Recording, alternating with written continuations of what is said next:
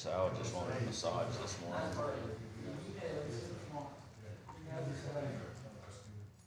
Oh. All right, I appreciate everybody being here this morning. We'll go ahead and get started with the works pre-meeting session and get our questions answered and get started with the council meeting at 10. All right, first we'll have approval of minutes, February 22nd, 2021, 5 p.m. work session, February 22nd, 2021, 5:30 p.m. work session, City Council rescheduled regular meeting, February 22nd, 2021, 6 p.m., and March 1st, 2021, 5:30 p.m. work session, and City Council regular meeting, March 1st, 2021, 6 p.m. Any questions?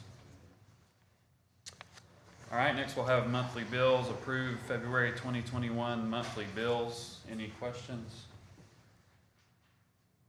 All right, next we have set a public hearing, ordinance number 21-4450, consent for use of city streets for Fab Quality Rides, set public hearing for April 5th, 2021 at 6 p.m. There's no changes with this question. Okay, any questions? Are they using, is that Lyft or Uber? No, they're independent. Okay. All right, next we have public hearings, resolution number 21-59, approved transfer request for off-premise beer and wine for Sham and Sanu Enterprise Incorporated, doing business as Parkway Fuel and Food Center at 2808 Gordon Cherry Parkway, Decatur, Alabama 35601. No changes. All right, any questions? All right, resolution number 21-29, resolution approving use of additional land within land jointly owned by the City of Decatur and Morgan County for a new construction and demolition waste disposal area. No changes? Any questions? Nathan, you good? All right. All right, next resolutions. Resolution number 21-60, approved request for a special use permit from T-Mobile at 1011 Prospect Drive Southeast. There's no changes. No changes. Any questions? Okay.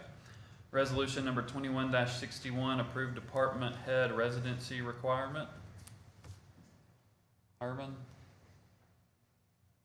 No changes? No changes. Okay. All right. Any questions? No changes, I'm sorry, I had this muted. No changes. Chip. 3 department directors. Chip filled in for you. Thank you. All right, resolution number 21-62, approve recruitment for city clerk. Rochelle? No changes. Okay, any questions? Okay, next is resolution number 21-63, approve designation of voting delegate and alternates for ALM business session.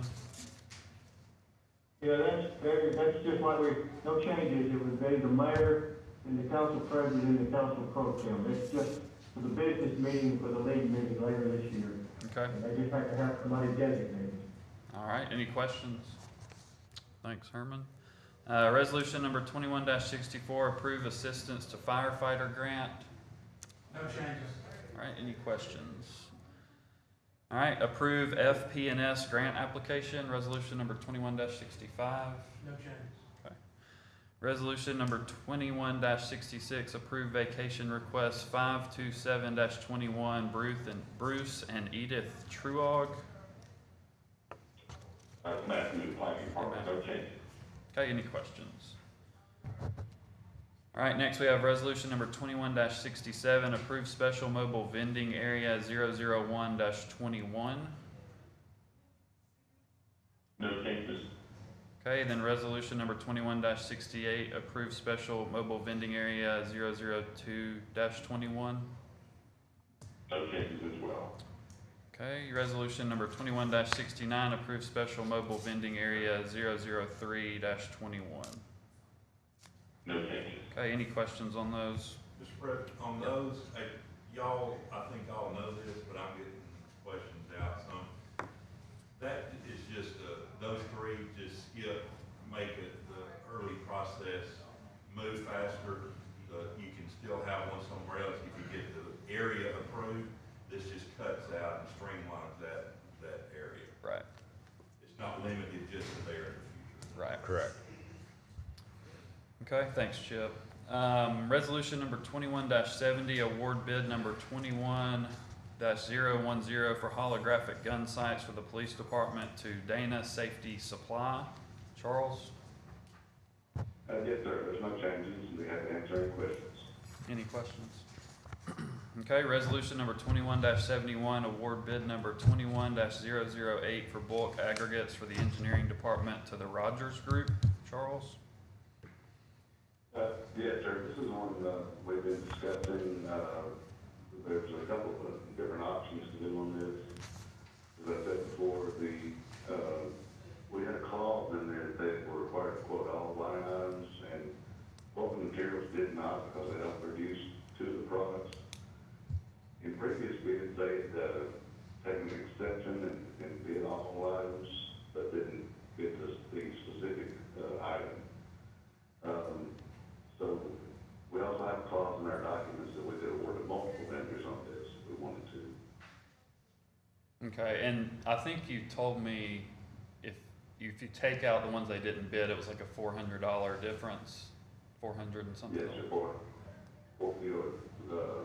would have been $421 lower than the Rogers Group taken out from no bid items. Okay. What do you recommend doing here, Charles? You gave us three options. Award it to Rogers Group with Vulcan as non-responsive, invoke the clauses, and do it with both vendors, or just completely rebid it. What would you recommend here? I would probably go with multiple vendors. That would actually lower our total expenditures, taking the lowest bidder on each item. But I'd be happy to rebid it. No, that's the one that made sense to me too.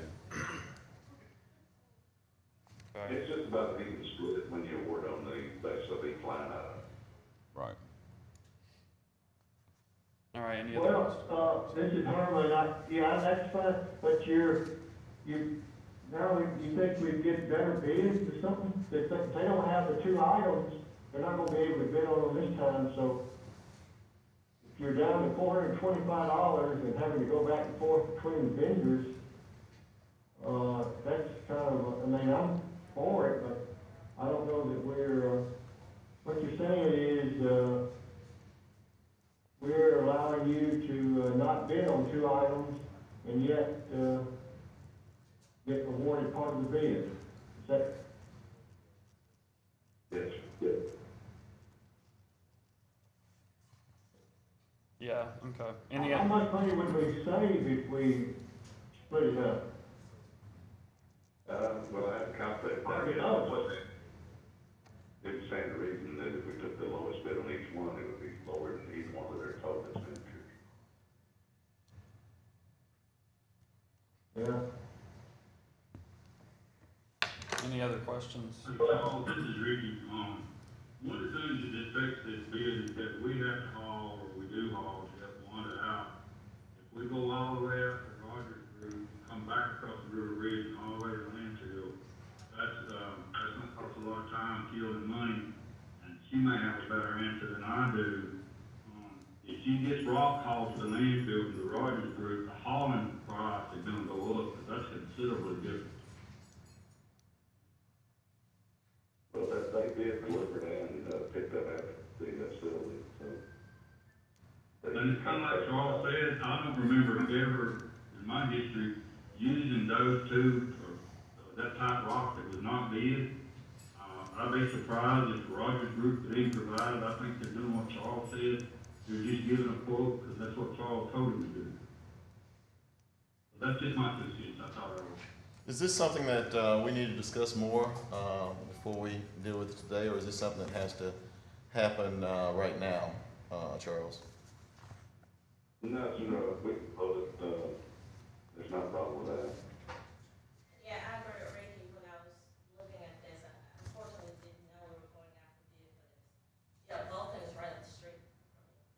Almost walking distance compared to the Rogers Group stuff. Yeah. So we could bid it back out and remove if they don't have those products, but yeah, it may be something we need to wait on. Okay, anything else? Any other questions? All right, thanks, Charles. Resolution number 21-72, ADECA CDBG CDV grant approval. Yes, sir. There's no changes to the overall, to the items that we're requesting. We did move around just a little bit of money because the fire department has some needs for some PPE equipment or supplies. So we reduced the small business loans by $4,000 and added that to the Gator Fire and Rescue for some PPE supplies. Okay.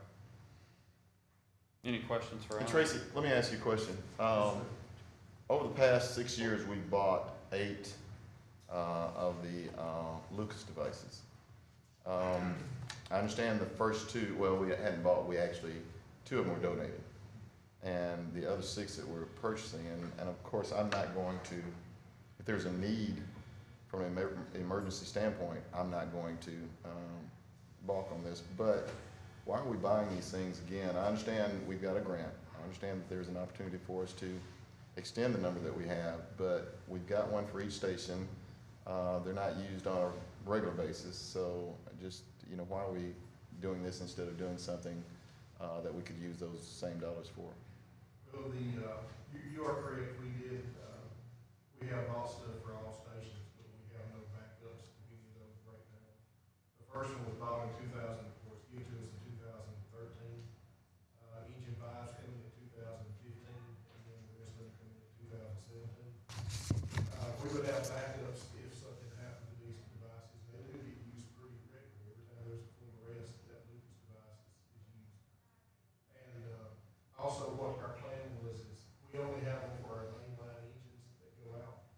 We also have a bunch of staff vehicles that are on the road all through the week, and we was planning on putting, we don't have any type of AEDs, monitors, or Lucas device or anything in the staff vehicles that's out in the city all during the week. So we want to put them on those staff vehicles so they could be even quicker to respond if they was out to somebody with cardiac problems where they could go to that.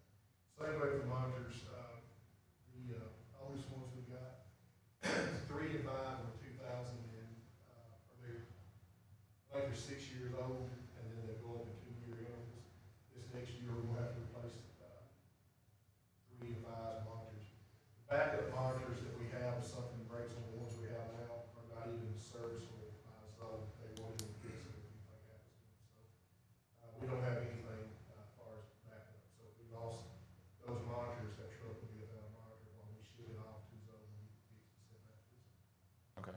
And so, as I said, I'm not going to not go along with emergency equipment. I just, I understand, you know, cycling out. I would understand cycling out some of the old ones to some of the emergency vehicles that are not the trucks.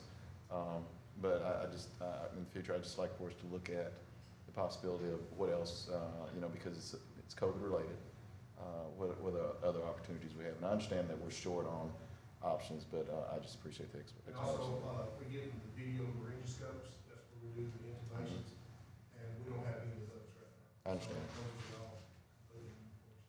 Don't worry. Thank you. Yes, sir. Okay, any other questions?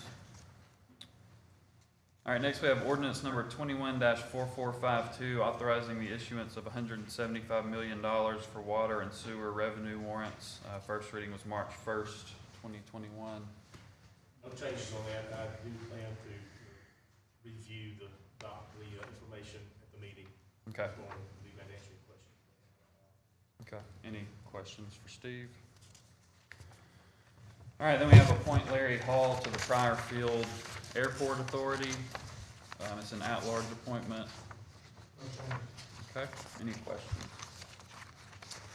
All right, we'll get started in 15 minutes. Thanks.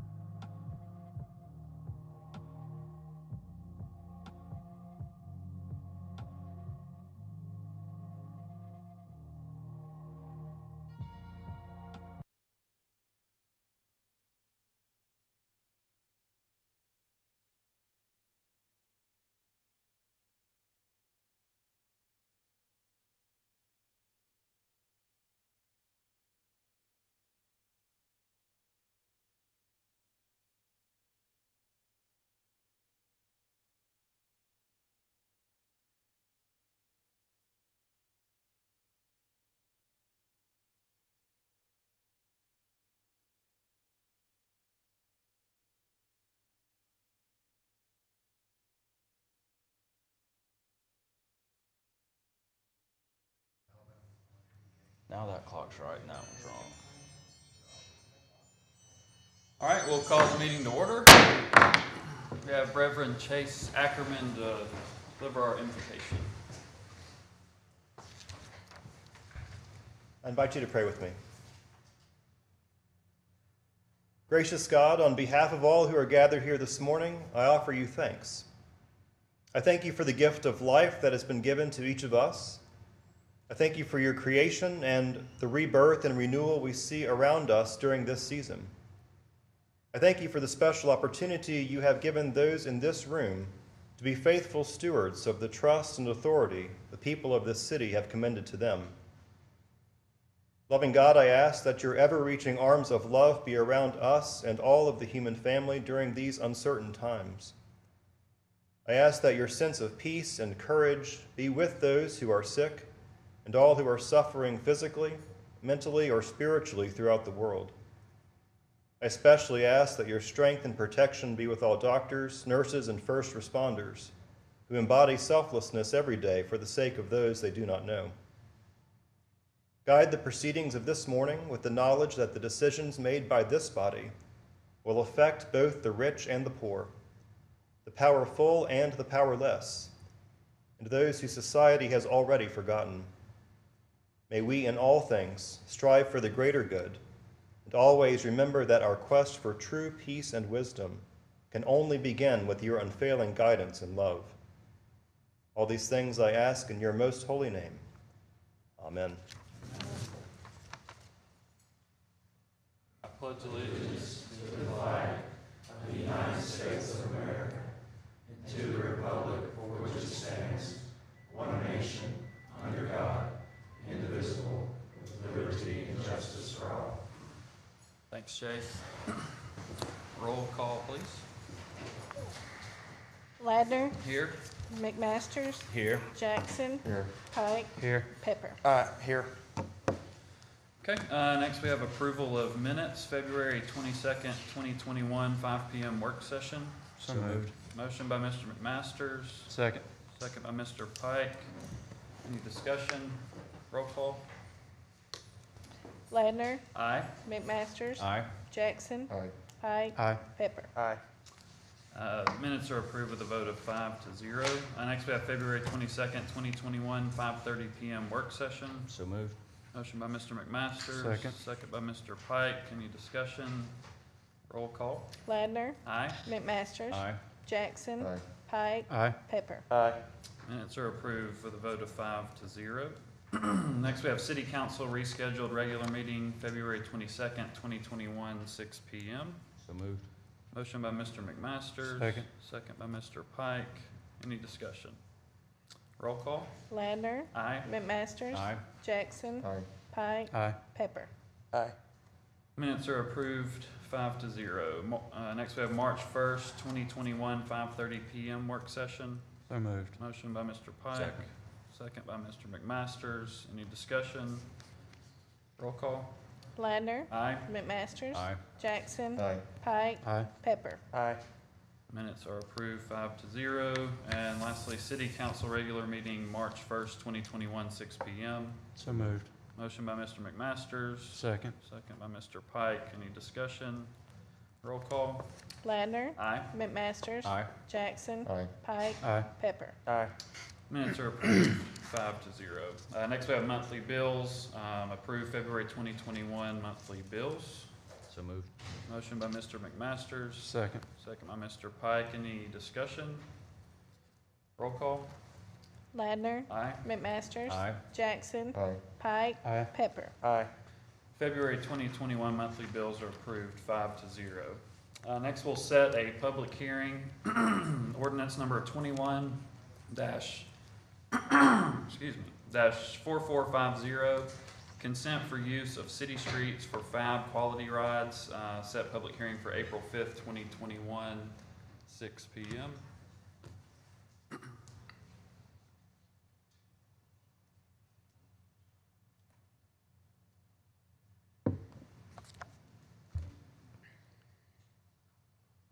Morning, Council President, Mayor and Council. So, This is a request for a taxi service, a request to use public roads by taxi service. Business is located at 2404 Kelly Avenue, Southwest Apartment 4. The applicant, Ms. Bogg, has been granted a variance for a home-based business by the Board of Zoning Adjustment to use that address. She has met all requirements. She has been through a background check with the police department, and it's recommended for approval. Okay, that's for the Fab Quality Rides? Yes, sir. What, any questions? So they're just operating a taxi? Yes, sir. It's just going to be a Okay. taxi service. If they were Uber or Lyft, they wouldn't have to go through the process. Uber and Lyft does all the background checks and all the requirements for Gotcha. that type of business. Okay. Any questions for Sal? And this will be set, I guess we got to go through this again April the Fifth. 5th. Yep. So, Yes, sir. Okay, any questions? All right, we'll move into public hearings. Resolution number 21-59, approved transfer request for off-premise beer and wine for Sham and Sanu Enterprise Incorporated, doing business as Parkway Fuel and Food Center at 2808 Gordon Terry Parkway, Decatur, Alabama 35601. this is a transfer request from Cindy and Crystal Owens Properties Incorporated to Sham and Sanu Enterprises. This is just a request to transfer an off-premise beer and wine license, and it's recommended for approval. Okay. This is a public hearing, so if there's anyone that would like to speak on this, you can speak now. Seeing no one here to speak on the matter, we'll consider the public hearing closed. So moved. Motion by Mr. McMasters, Second. second by Mr. Pike. Any discussion? Roll call. Ladner, Aye. McMasters, Aye. Jackson, Aye. Pike, Aye. Pepper. Aye. Resolution number 21-59 is approved with a vote of 5-0. Thank you. Thanks, Sal. Next, we have resolution number 21-29, resolution approving use of additional land within land jointly owned by the city of Decatur and Morgan County for new construction and demolition waste disposal area.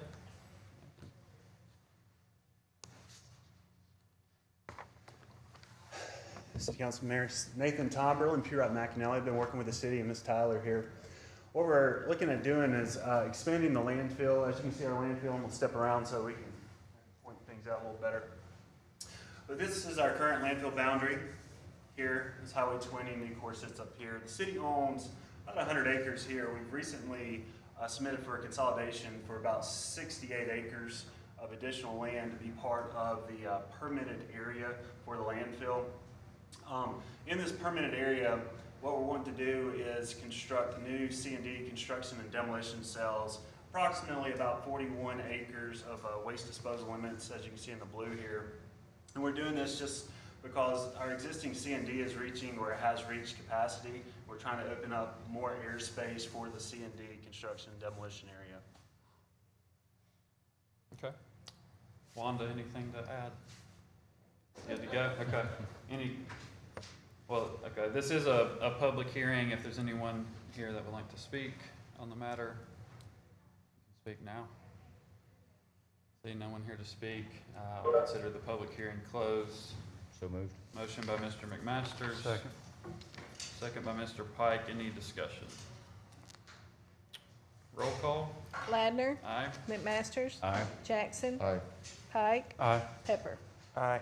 Resolution number 21-29 is approved with a vote of 5-0. Thanks, Nathan.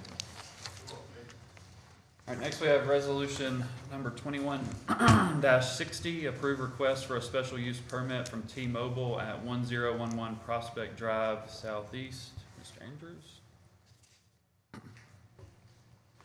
Good morning, President, Council, Mayor. David Andrews with CMS, the city's consultant for wireless telecommunication. The resolution before you this morning is an upgrade for T-Mobile. It's at 1011 Prospect Drive, which is the high school football stadium. T-Mobile is currently mounted at 110 foot on one of the stadium lights, and they currently have 6 antennas mounted on that tower and providing service. This is for a 5G upgrade in that area, and they're proposing to remove 3 of the existing antennas and replace it with 3 new models. The antenna count will not change. It'll remain 6 antennas mounted on the tower.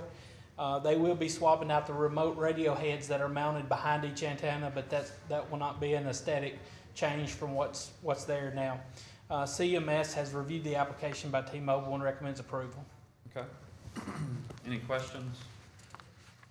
So moved. Motion by Mr. McMasters. Second. Second by Mr. Pike. Any discussion? Roll call. Ladner, Aye. McMasters, Aye. Jackson, Aye. Pike, Aye. Pepper. Aye. Resolution number 21-60 is approved with a vote of 5-0. Thank you. Resolution number 21-61, approved department head residency requirement. Herman? Yes, that's basically as we talked about last week. It changes the previous resolution that relates to residency requirement for department directors. Now, the city clerk, police chief, and fire chief would be the only ones that are required to have residency in the city of Decatur, or at least move here within a certain period of time. The other department directors would be on a case-by-case basis to be determined by the city council at the time of appointment or advertisement. Okay. Thanks, Herman. We have a motion. Motion by Mr. Pepper, Second. second by Mr. Pike. Any discussion? Herman, is there any sort of, I don't find any sort of distance regulation here, so a person could not live in Decatur, but there's no specific distance as to how far one of these people who does not have to live in the city could live away from the city. Is that accurate? That's correct. That's why, it's a good point. Case by case, the council would have to determine at the time of advertising our appointment, most importantly, appointment as to, that would be part of the qualifications or review of the city council at that time on that particular position. But you're correct. There is no distance requirement. So in effect, That's something that will be discussed at the time of that candidate being considered. so in effect, it's plausible that a person could live in as far away as, say, Fairhope and commute and have an apartment here during the week and commute back on the weekend, correct? If that's the pleasure of the city council, yes, sir, that is a very much a possibility. Yes, sir. Okay. I see this as basically, when we're going on a case-by-case basis, this is subjective at best. There's no objective criteria as to who we're going to allow to be a department head and require them to live in the city. When we do this on a case-by-case basis, it's random. And so I don't see how we employ this and go, I just don't see how we move in this direction. Okay. I guess where I am on it is, I understand the traditions we've had in place, but the times have changed, and we've got to be able. Police, fire, and city court are absolute deal breakers for me. We're competing with more private industry now. We're competing with private people, and I think sometimes the residency requirement may have prevented us from hiring the best person, so exceptions were made. So I think if we can open it up, and this will bring us in line with what every other city in the state requires. Decatur is the only city in the state that requires every director to live in the city. And I think that just puts us at a level playing field with the rest, so we can hire the best talent to operate at our maximum capacity and efficiency. I don't know that I can even think back as to a time when a person, we've selected a person who was not the most qualified candidate, who was not willing to live here. And then it sends a bad message. I mean, we're talking about spending $7 million on our entranceway into the city so that we can improve and recruit people to come to Decatur. But when our highest paid employees don't live here, how do you recruit based on that? You can't. There's no way to recruit based and on the fact that our highest paid employees may or may not live in the city of Decatur. And I would imagine that with the trajectory that we're moving in, it's going to become a fairly routine practice that we start hiring people from outside of our city. And the argument's already there, but I just think that it's going to be difficult to recruit. So our traditions have been in place for a reason. And so when we start moving away from those, and and again, we can't objectively say, and I've used that already today, but objectively say that we have lost candidates based on the fact, or better candidates based on the fact that they don't live in the city of Decatur? I would just say, of the candidates that applied, I would say, yeah, we have always hired the best available candidate, but you can't say you hired the best possible candidate, because if you're in commuting distance and you see a residency requirement and you just moved somewhere that's local, and we have a lot of talent in North Alabama that are capable candidates, they probably didn't even apply because they knew they couldn't move here. So we don't know. Neither statement is objective. So I support this. I think the three that are mentioned are specifically named. I think the job requirement or their job themselves requires that they be close, especially fire and police. So I would support this resolution. I'll just step in and say that I support the resolution. I mean, I understand that the police and fire chief is needed to really live in the area, as well as the city clerk, just in case, I guess, we need an emergency meeting, because I believe the city clerk is required to preside over the meeting. But everybody else, I mean, I don't think it's fair that they have to be tied down to the city. So I think that it also prohibits us from getting possibly the best candidate or possibly the most qualified candidate from applying for the job, so. Any other discussion? I would also say, just on the policies and procedures, I have another job, and we look at policies and procedures every year, multiple times a year, because things change. This resolution is 20 plus years old, and with the fact that at least everybody that I've contacted, which was the top 25 municipalities in the state by population, and no one else that I could find had any type of requirement like this, it at least warrants us to ask the question if it still makes sense. So we should always be looking at policies and procedures and make sure that they still make sense. There's things that we would do, or the last council did, or we're going to do, that the next council needs to look at, and it might not make sense anymore. So. I agree 100% that we should always look at policies and procedures. I mean, there's no ifs and buts about that.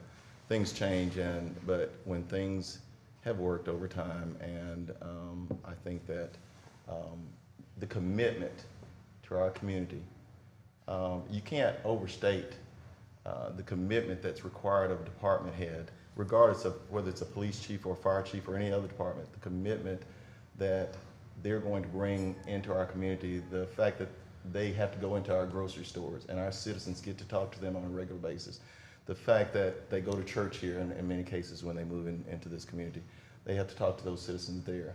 So we lose all of that ability to connect with those people when they don't live in our community. And so again, there's a lack of commitment. I mean, we're gonna ask these people to do jobs in our community, and they go into another community and live there. The dedication is not necessarily going to be there. Now, we can say all day in an interview process, yeah, they're going to say, I'm dedicated to this community. But when they leave and they go back to Madison or Huntsville or another community, we can't ensure that dedication, that they're going to make decisions about this community is there. I mean, they're going to make decisions about this community and how we move and address issues in this community, but yet and still, it's not good enough for them to live in. So anyway. We can argue and go around this all day. It's not a good practice, I don't think. Okay. Any other discussion? I do believe that we got to hire the best candidates and have the best leaders that we can. We got to be adaptive to the changing business climate, especially here in North Alabama. So I do support this. Any other discussion? All right, we got a motion by Mr. Pepper, second by Mr. Pike. Roll call. Ladner. Aye. McMasters. Aye. Jackson. No. Pike. Aye. Pepper. Aye. Resolution number 21-61 is approved with a vote of 4-1. Next, we have resolution number 21-62, approve recruitment for city clerk. Rochelle? Yes, we all know Ms. Gilly has announced her intent to retire on April 1st. That leaves city clerk vacancy, and we need guidance from the council on how to proceed with filling that vacancy. We do have a policy in place for department director vacancies, and so we just need that guidance, please. Okay. Any guidance or, I'd like to make a motion to, I guess I need to make, do I need to make a motion when it comes to that? To open it would the be house? on this particular resolution to approve recruitment efforts for city clerk. Recruitment efforts. So open the application process. Right. Yeah. Okay, I'd like to make a There's motion. a motion by Mr. Pepper, Second. second by Mr. Pike. Any discussion? Since the mid-50s, we have, other than with the exception of Ms. Gilly, we have always, all the way back to Joe Petty, selected someone, and we've stated in the previous resolution that the importance of the city clerk's position. City clerk position is a position that takes care of has more responsibilities basically than any other day-to-day impactful issues than any other position in our city. And with that being the case, we have, since the early 50s, or even before then possibly, have had a situation where there has been a person who has served as an assistant and has worked in that role to be trained basically to understand the issues of Decatur, which are quite different than other municipalities in a lot of cases. It's worked. Stacy Gilly turned out to be a good clerk, but her learning curve was significant, and she had a long way to go in a very short period of time. Again, this is a system that has worked for our city, and I would recommend that we select our current clerk, Stephanie Simon, to move in this position and let the progress continue as it has for more than 70 years now. I don't disagree with that. Yeah. I'm always in favor of promoting from within whenever possible, and especially in a position such as this that has so much importance to the city. I agree with Mr. Jackson on this, if council agrees as well. Again, it's one of those fluid things where there is a resolution in place that says we have to open it up for department heads, but case by case, this case may be different than another one. And if we have the right person in place, do we need to open it up? And in this situation, I don't feel that we do. Okay, can we, I guess, Rochelle, do you know of any internal candidate that's interested? Have you talked to anyone about that?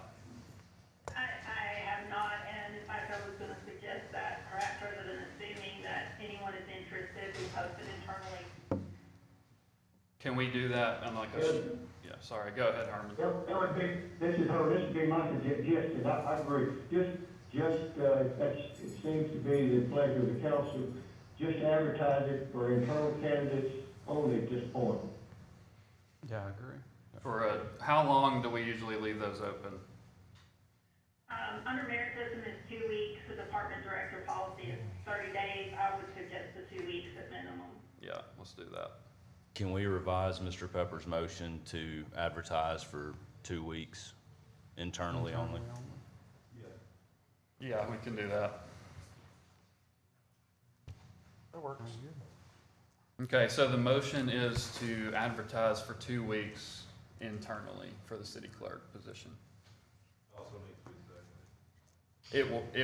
It was, but we'll make, Well, yeah. with it, the Yeah, amendment needs to Chad be seconded. Yeah, I'll second. I guess my question though is if we're looking at doing, I mean, if Stephanie Simon is not the person and she chooses not to apply, which, you know, it's hard for me to believe that she won't, but if she chooses not to apply, then, you know, she's been the assistant clerk. There is no one else. Right. So at that particular point, we do need to go outside. So what we actually need to do is table this thing, in my opinion. And ask her. Table it, speak with her. If she's interested and the council is agreeable that we move her into that spot and move from there. But as far as advertising internally, there is no other candidate. Otherwise, we might as well advertise externally. It just doesn't make sense to do that.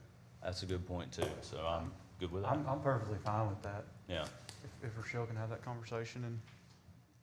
Is there a motion to table? I'll make a motion to table this. I'll second it. Okay, there's a motion to table resolution number 21-62 by Mr. Pike and a second by Mr. Pepper. Any other discussion? Roll call? Well, I would ask, Sorry. being that that's the case in this position, shouldn't this be an example to other departmental promotions to director? I think that this is a unique position, Mayor, in the fact that, we've discussed quite often the responsibilities of the clerk. They pay all of our bills. They have to be abreast of all of our policies and our procedures. They have to, in effect, be somewhat of have a background of an attorney, because they have to be abreast of municipal laws and how they impact our city. In other departments, I don't necessarily see the same thing. I see that a succession plan it's never wrong to have a succession plan, because that person might be the perfect candidate. But to say that this is where we go, I don't know if the basis is there as it is with this particular position. That's where I am. It's just that they handle all of our day-to-day business. And if we were going to look at a fire chief, for example, no disrespect to you, Tracy, but if we were going to look at a fire chief, someone from the outside might bring something, a unique perspective in that another city's doing that might apply here. But again, our municipal process is different than maybe Huntsville's or Birmingham's, and our clerk is familiar with those things. So I totally support what the council is doing as it relates to the clerk. All this, which Ms. Simon agrees. But I believe this example that has been set today is something that should be followed with other departments. Here's my thought on that, and I know Rochelle probably doesn't like this, and it's a little different than what you've said.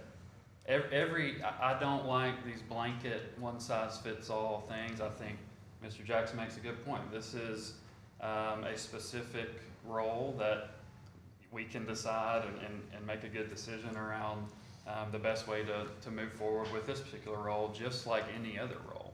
I mean, you should. It's easy just to go, this is what we do for everybody, but I just don't think that makes sense in every case. And that's just my personal opinion. I think that about a lot of things. Not To just be this. sure that I'm just going on the record and saying, Sure. this is an example of maybe how we should move forward in the future. Certainly not wanting to make an ordinance or something Sure. of that nature. Again, the assistant is chosen in a lot of cases by the department head. And that person, to say that person, and again, yeah, they're getting trained. Let's say, use Parks and Rec for an example, or landfill. That person is getting trained, and they are receiving training from that director, but that person is chosen by that director, and council has nothing to do with it. And again, the landfill might be a good example of, they might receive adequate and excellent training, but there might be a perspective that comes in from the outside where landfills are done a little bit differently.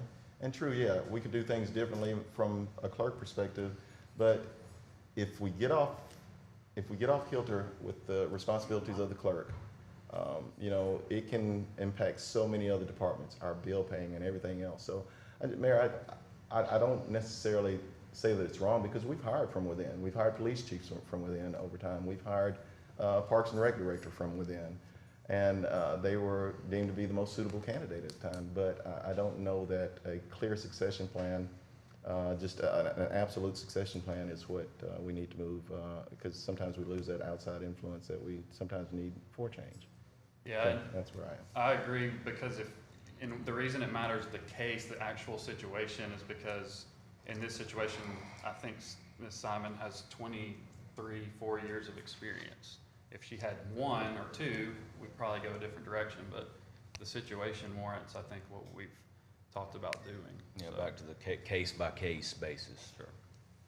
So we have a motion by Mr. Pike to table this resolution, and a second by Mr. Pepper. Any other discussion? All right, roll call. Ladner. Aye. McMasters. Aye. Jackson. Aye. Pike. Aye. Pepper. Aye. The motion to table is approved with a vote of 5-0. Next, we have resolution number 21 before we move on, Rochelle, if you can just talk to Stephanie this week about any intention she would have about that role. I actually have spoken with her and she is interested, so I Okay. will follow up with her. Thank you. Okay, thank you. Resolution number 21-63, approved designation of voting delegate and alternates for ALM business session. Harmon?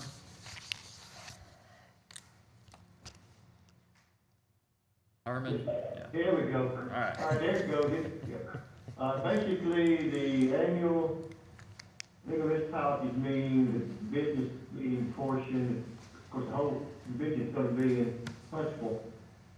The legal municipalities just require each municipality that wants to have a delegate that voted the business meeting to designate that, and that's what this does. It starts out with the mayor being designated as the voting delegate, and then if he's unable to serve, then it would be the council president.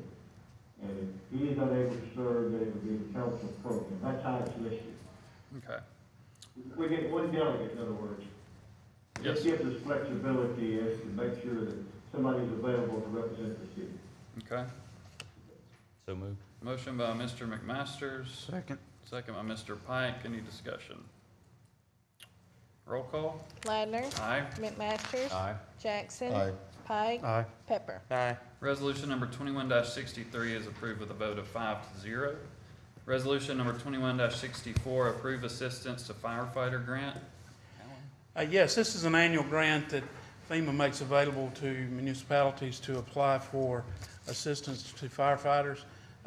This application will allow us to replace some outdated hydraulic extraction tools with battery-operated tools, as well as thermal imaging cameras for all the engines, replacing all of those. So we request your approval. This is an application, would not anticipate being awarded before the next budget cycle, so we would get that match in the upcoming budget cycle if awarded.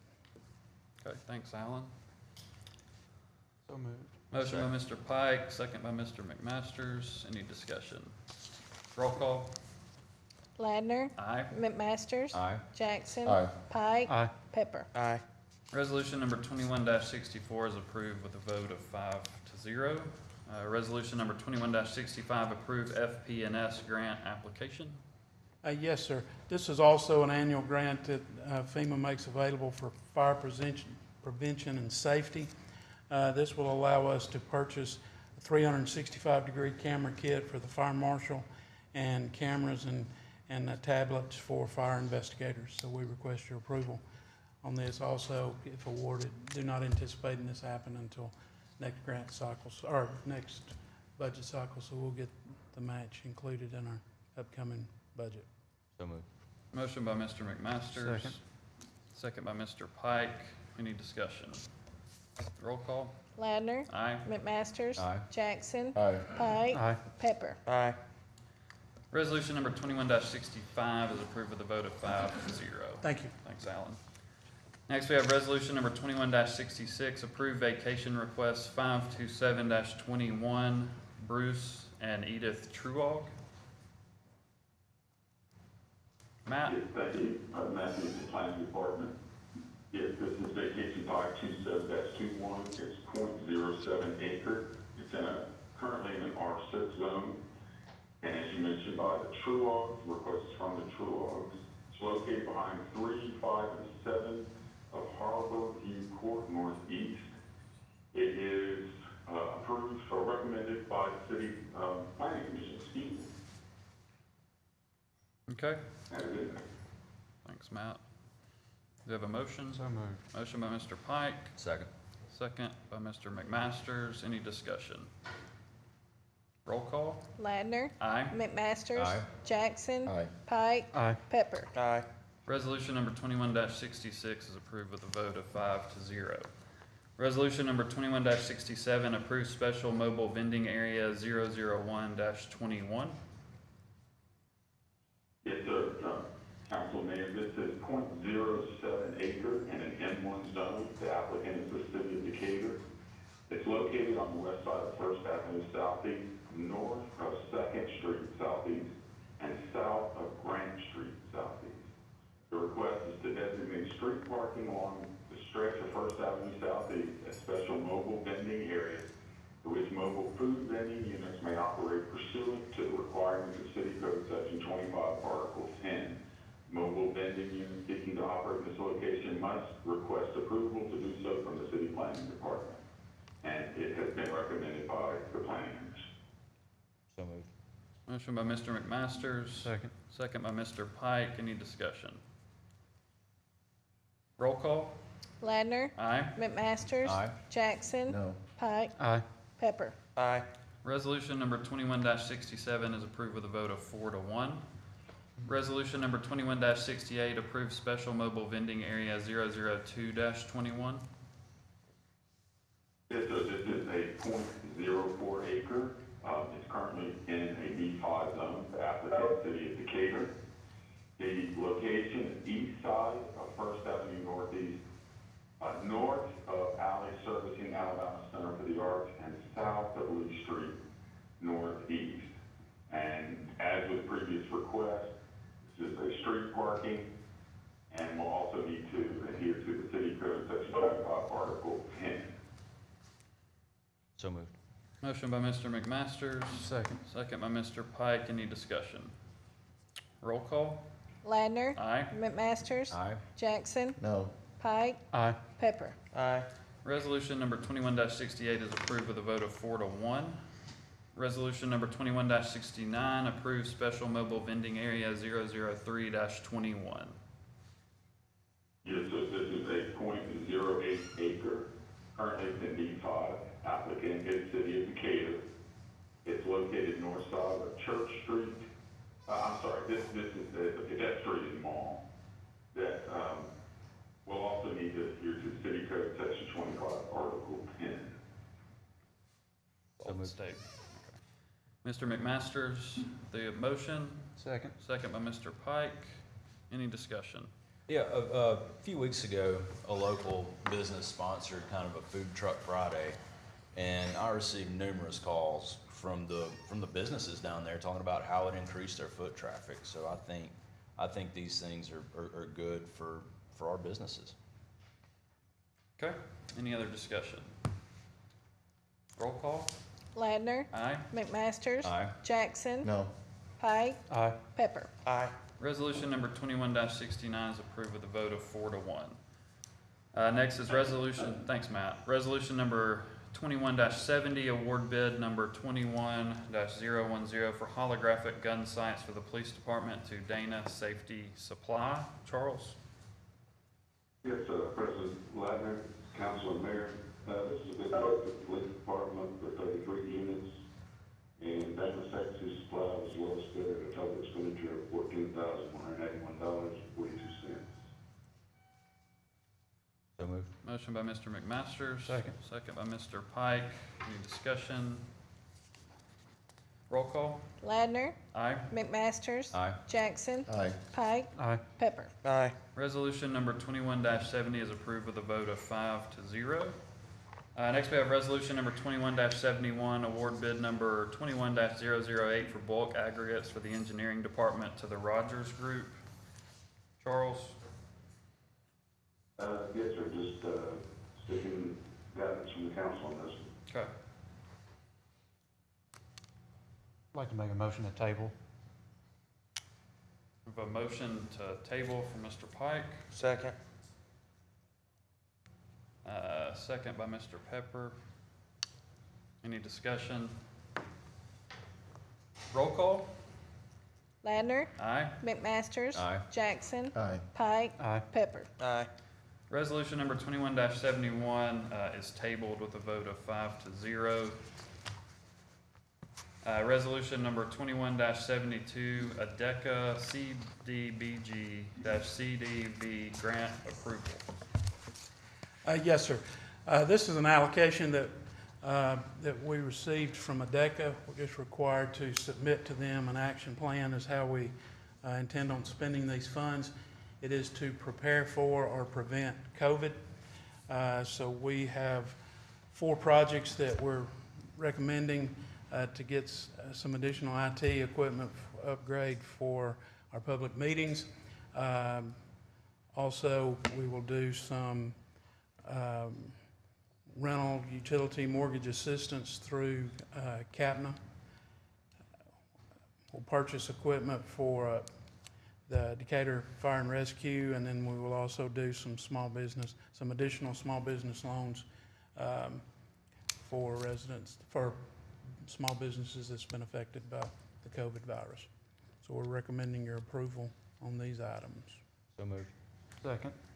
Motion by Mr. McMaster, second by Mr. Pike. Any discussion? Roll call. Ladner. Aye. McMasters. Aye. Jackson. Aye. Pike. Aye. Pepper. Aye. Resolution number 21-72 is approved with a vote of 5-0. Thank you. Next we have ordinances. Ordinance number 21-4452, authorizing the issuance of $175 million for water and sewer revenue warrants. First reading was March 1st, 2021. Mr. Perkle. Thank you, Mr. President, Council Mayor. On Wednesday, February the 17th, we sold $175 million worth of revenue bonds, subject to approval by this body. It was a rather complicated bond issue with several pieces in it. There were a portion of it that was tax exempt, a portion of it that was taxable, a portion of it goes for the water system, and then other portions of it goes for the sewer system. Series 2021A tax exempt $80 million bonds, $10 million of that's for the water system, 20-year bonds. The true interest cost for that was 2.01%. The sewer portion of that, $70 million, were over 30-year amortization. True interest cost for that was 2.81%. And then those were the exempt bonds. Series 2021B were the taxable bonds, $95 million. It's all for our sewer system. They're amortized over 30 years. True interest cost for that is 2.56%. The sewer taxable bonds are structured to pay off early because it would a gross higher interest rate. But the fact that it's paying off early affects that rate compared to the taxable portion. The sewer tax exempt bonds, we structured that to wrap around the remaining portion of our debt, which had the effect of increasing the overall taxable interest cost for that. But what that does is it allowed us to be able to cover that debt coverage with a lower increase in our sewer rates than we would have otherwise. So that's the reason we structured it in that method. It does come with approval from the Utilities Board, and we would request approval of this body. So moved. Motion by Mr. McMasters. Second. Second by Mr. Pike. Any discussion? I think that all of these projects are absolutely necessary, and they're must-do projects. My concern is that, especially the sewer aspect of this, we have placed this loan directly through increases on the backs of our citizens. And while council members have said that we didn't have any other options, I personally feel that my contention is that we had other options. So I won't be able to support this today. And it's sort of ironic that it comes on a day when we're starting to charge people who have not been able to pay their, we're starting to cut off anyway utilities based on the fact that people have not been able to pay their utility bills. I just find it ironic that this is a part of the increase that was shouldered on our citizens, and that happens today. So I won't be able to support it, but I understand that they're fully needed. But I do think that we had other options as far as looking at how we were going to fund these. Thanks, Mr. Jackson. Any other discussion? Roll call. Ladner. Aye. McMasters. Aye. Jackson. No. Pike. Aye. Pepper. Aye. Ordinance number 21-4452 is approved with a vote of 4-1. Next we have board appointments. Appoint Larry Hall to the Pryor Field Airport Authority. Mayor. Discussed it, it's an at-large appointment to replace Clint Shelton. Okay. So moved. Motion by Mr. Pike. Second. Second by Mr. McMasters. Any discussion? Roll call. Ladner. Aye. McMasters. Aye. Jackson. Aye. Pike. Aye. Pepper. Aye. Appointment of Larry Hall to the Pryor Field Airport Authority is approved with a vote of 5-0. Next council work session will be held on March 29th at 5 p.m. and the next regular council meeting will be held on April 5th, 2021 at 6 p.m. No meeting next week. Anything from department directors? Hi, Yep. this is Richelle. Yes, we have our executive recruiter for the Director of Development online to do a presentation when you're prepared for it this afternoon, or this morning, to review the candidates brought forward. You each had a printed package in your mailbox, and can describe her methodology and her recommendations when you call on her. She is on the line when you're ready. Okay, we can go ahead with that, Rochelle. All right, well, by way of introduction, Sarah McKee with WHR, and please take it away. Okay, good morning. Good morning. Thanks for having me on here, and I apologize for the scheduling from last week. So, the process we used was we had a total of 39 applicants, and on their resumes and the information they included in their packet, we narrowed that list to 8 candidates that I have had video interviews with and discussed with them their qualifications and their interest in the position. And so those are the ones that we will speak about today. So if you're ready, I'll go through the candidates and just give a brief summary of our discussion and their references, and then make recommendations to you. Okay, go ahead. All right. So the first candidate is Mr. Abram, and he's currently working in Alabama at the city of Birmingham. Hello? Hello? Doing pretty good. I'm in a council meeting. Herman, you're not muted. I'm sorry. Go ahead, Sarah. All right.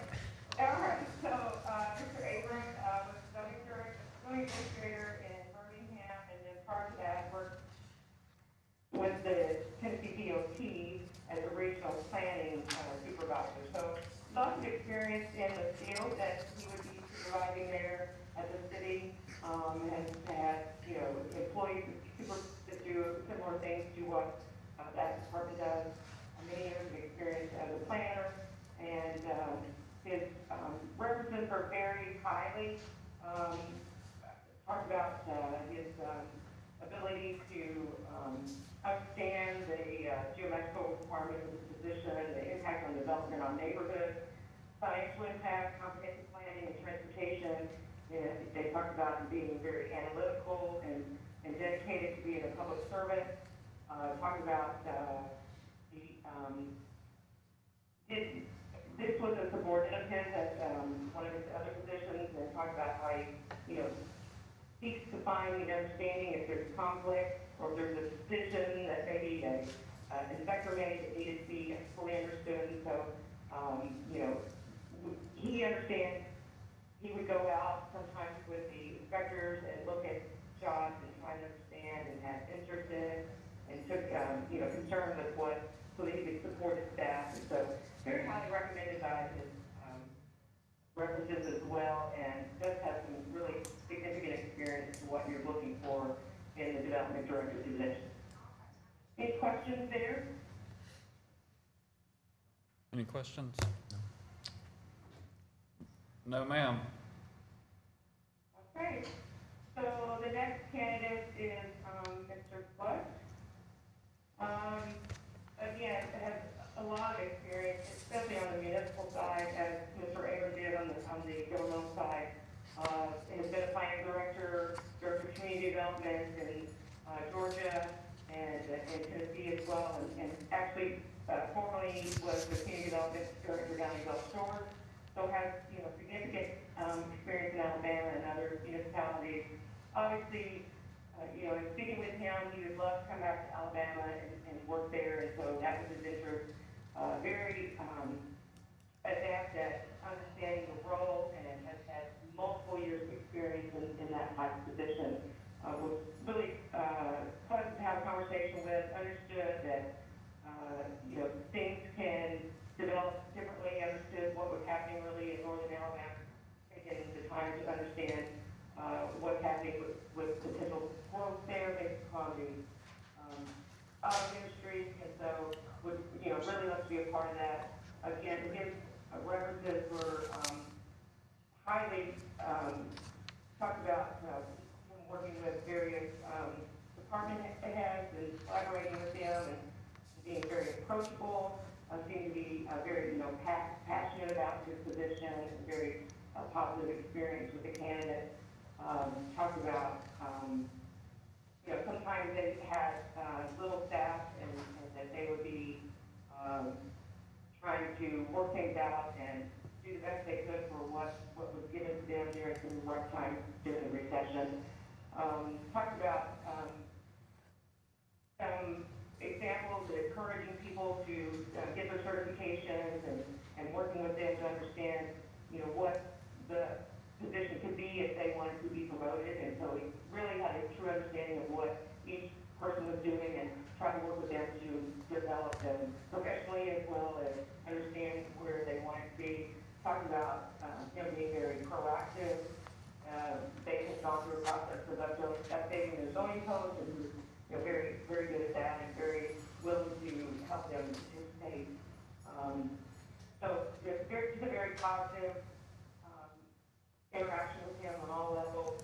Talking about how well he works with the planning commission and with people who were going to be presenting before them and letting them understand what needs to be done and taking care of that and making sure this was in place. And so, again, very personable person to speak with. So, any questions there? Any questions? No, ma'am. All right. So, next candidate is Mr. Chupori. Doesn't have really direct municipal experience. Has kind of always been on the other side, if you would, but has interacted a lot with various municipalities in the area. He took some, perhaps you know the baseball team they worked with there and how we worked to get them into Madison. And so, he talks about the fact of being able to understand and being a good listener, and they feel like that's a very important part of their position. Understood, one behavior and how that was going, and obviously knows the area, knows a lot of people around there. Talk about he feels like he's a natural teacher, and so that's why from his management style side, we discussed this. So, he's been, like I said, on the other side of things, has been interacted with different municipalities and understand that obviously from his background in architecture and planning, he does have some qualifications. His references talk about how he can understand different facets of different things, that he wasn't a micromanager, that he was able to understand where they were coming from. He never took conflict personally. Talked about he could figure out how to move forward. He was open to discussion. Talked about never really overbearing. Again, not a micromanager. Was energetic. This person works with him on the baseball team and talks about how he's obviously very dedicated to it and very influential in raising him there.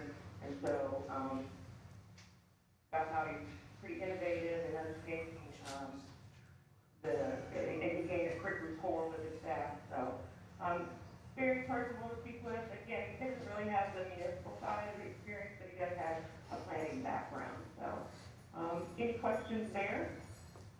He was with the Trash Pandas, right? Correct, yes. Any other questions? All right, next one. All right, so, Mr. Hanson, I looked at him more from, if you were looking for a manager, he doesn't really have the experience of planning as a background. He does have, various projects that he's worked on within what he does. But I did look at it from a management standpoint, and he obviously has many years of experience in managing various projects.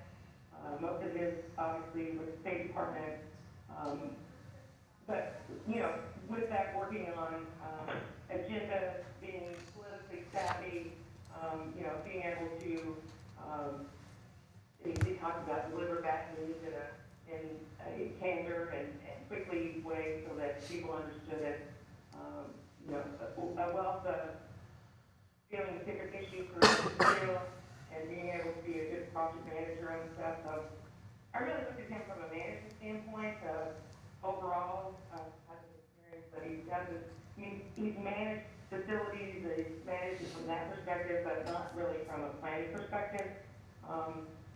Very positive references as well. They talked about his being very honest and hardworking. He can talk about it being able to do anything if he put his mind to it.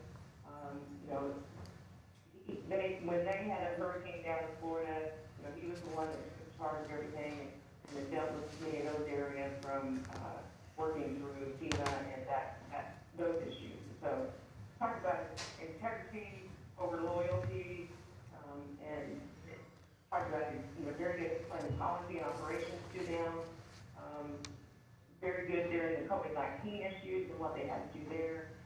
Talked about him being a hands-on supervisor.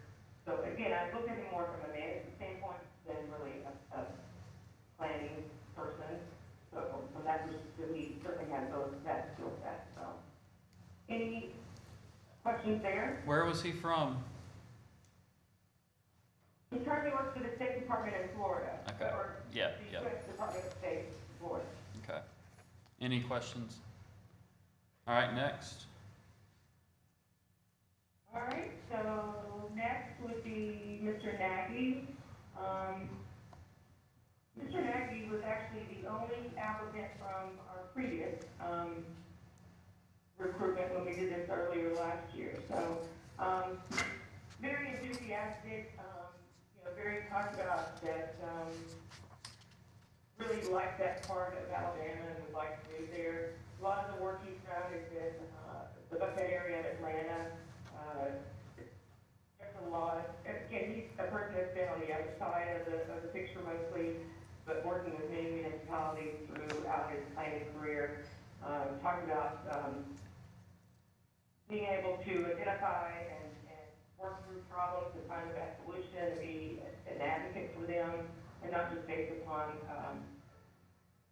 really someone else's opinion, but being able to take direction and communicate and getting things done, and you know, talk about wanting to become acquainted with the staff and working through that and having a sense of progress.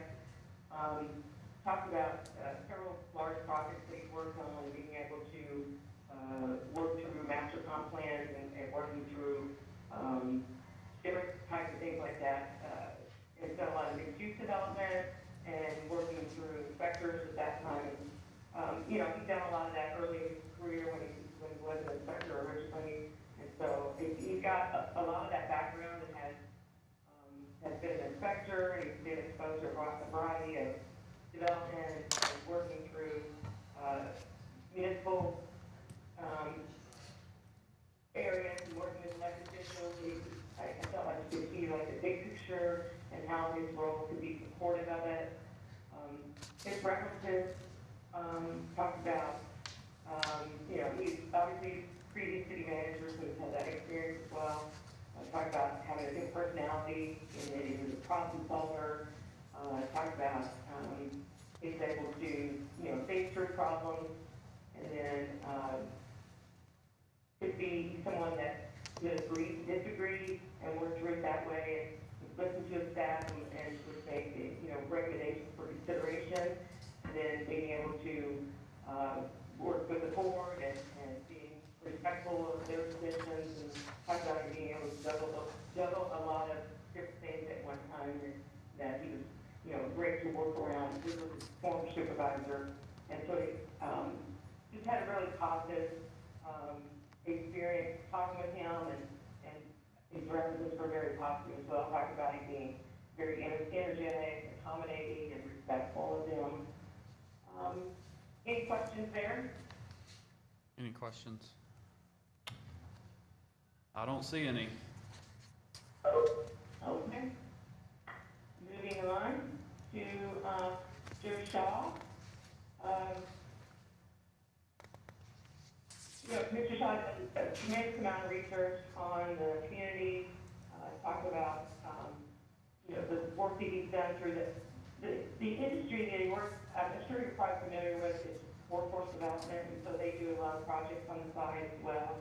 And so, you know, built a lot of key relationships. Some of the buildings that historically have done a lot of historic downtown redevelopment in Selma, and has done a lot of grant writing. They developed a business incubator there as well. And so, you know, they work with, talk about he enjoys people and bringing people together to set a vision and expectations and, you know, work through the issues that there are already. He talked about, you know, from a standpoint of, I think he talked about everyone, and it's about, you know, ideas and get together and creating a vision and community and moving forward. Talk about creating a balance in the workforce and being able to, you know, set up project teams and have a point where they're headed, putting those systems in place, and, you know, talk about, you know, having staff meetings, but not just having staff meetings to have them, but being able to share information and then follow up on that information with them. Talking about, you know, working through conflict and not just putting it off, and being able to communicate well and make sure the conflict is resolved. And then again, following up on that. And I think that was the key thing that he really talked about was making sure not just instructions were given, but there was a lot of follow-up involved with it. And so obviously there's a lot of grant experience, there's a lot of budgeting experience, as most of those grants flow through the state, and so, you know, going through the process of being audited, and has always had a good experience there. Talk about working with Hyundai and providing some of their workforce development in those areas. Talking about especially the incubator and being able to work through the process of getting the permits and how that works. Although it's not managed this type of department, it's very extremely involved with many building projects in the downtown area, and, you know, seeing those from beginning to end and working through those, and wants to be on the desire to be on the municipal side now, and so that's why he applied for the position. References were talking about him being very intelligent and caring and friendly, ex-communicator. In a group setting, he's a motivator and a self-starter. He gets everyone going, but it's also a really good listener. Talked about he was can be hands-on and very relatable, but gives people space and time, and but again, is available if he's needed. Talked about an excellent team leader, looks at every aspect of the project and tries to put people with the skill sets in certain positions.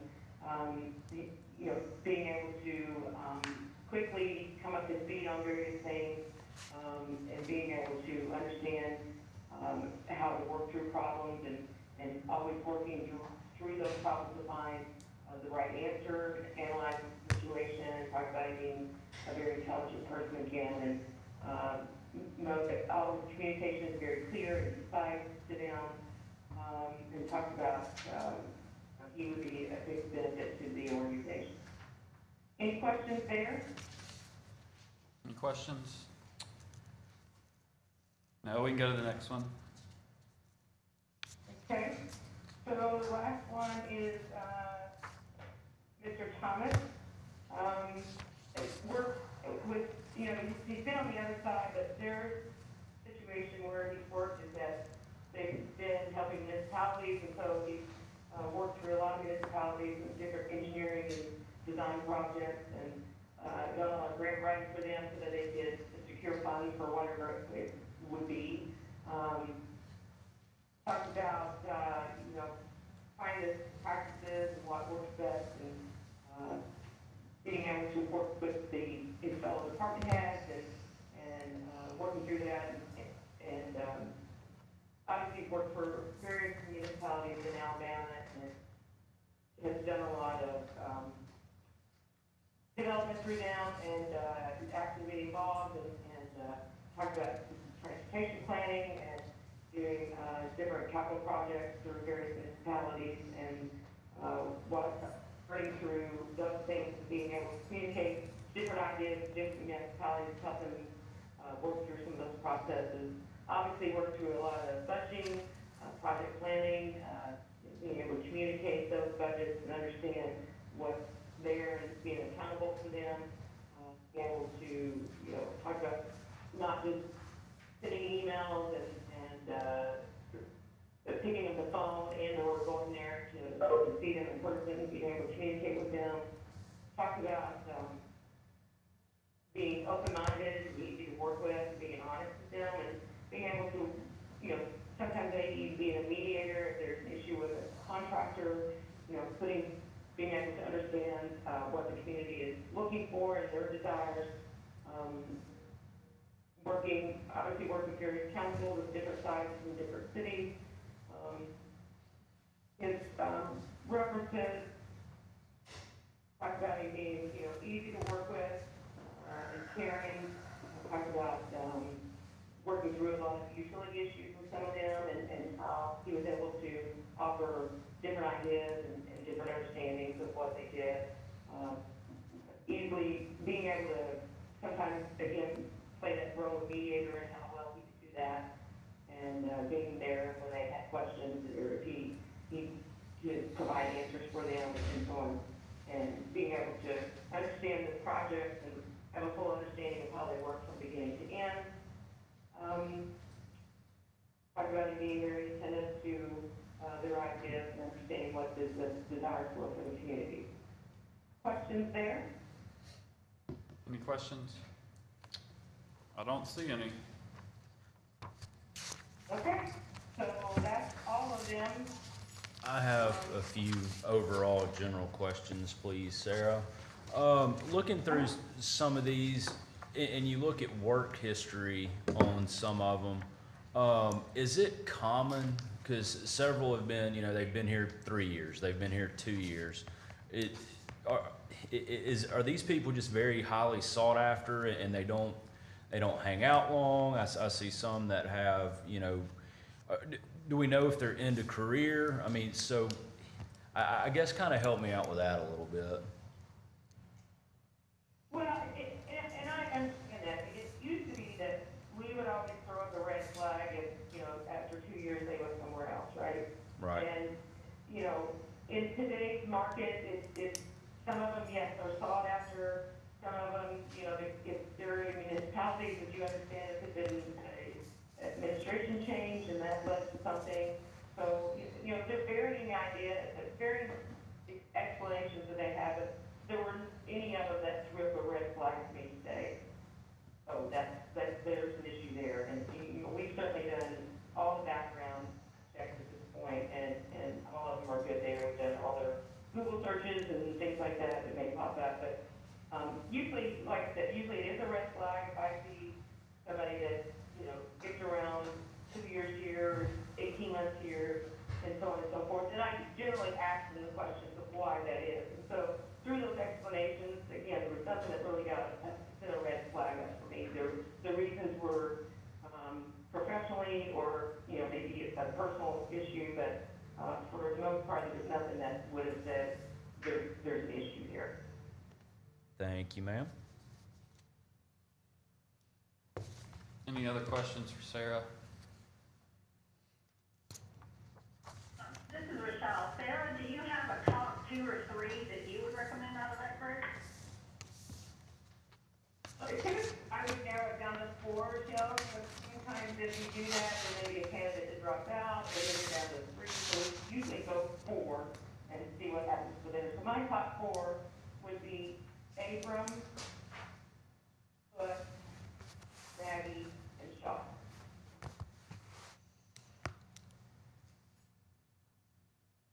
I think that those candidates have the background to be able to understand what the department is about. While they may not have every single experience, they would have the ability to quickly learn them, I think. They've got enough background, I think, good management, which I think is really important for this position just because of all the different facets that are currently within the department. And I think they have that understanding, whether they've worked on the municipal side or on the private side, they've got enough understanding of how that department works and how they could be assistance to the council in being able to manage through that.